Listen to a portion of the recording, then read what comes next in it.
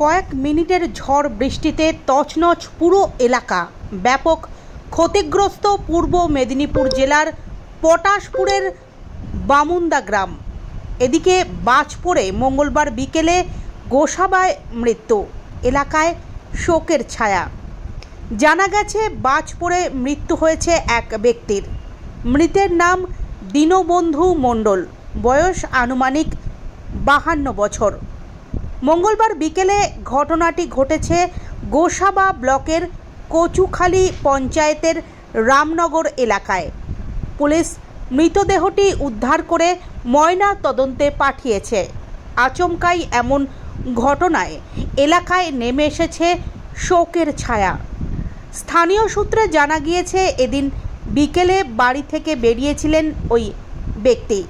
আচমকাই শুরু হয় ঝড় বৃষ্টি, বাজ পড়ে, মারা যান দীনবন্ধু নামে ওই ব্যক্তি। অন্যদিকে পূর্ব মেদিনীপুর জেলার পটাশপুর 2 নম্বর ব্লকের বামুন্দা গ্রামে হঠাৎই কয়েক মিনিটের ঝড়ে একেবারে লণ্ডভণ্ড পরিস্থিতি।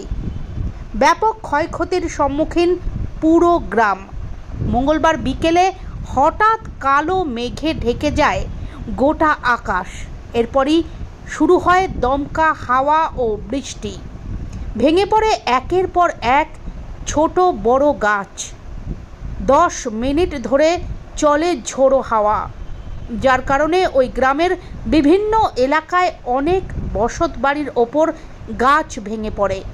বহু মানুষের ঘরবাড়ি ক্ষতিগ্রস্ত হয় রাস্তাঘাট ও বিদ্যুতের খুঁটির।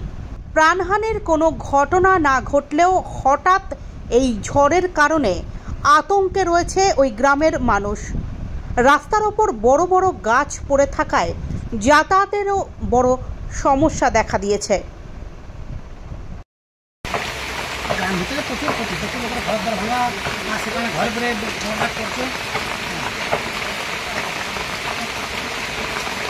ভাই রে জল না করে রে খারাপ পেপালে চাপি দিনে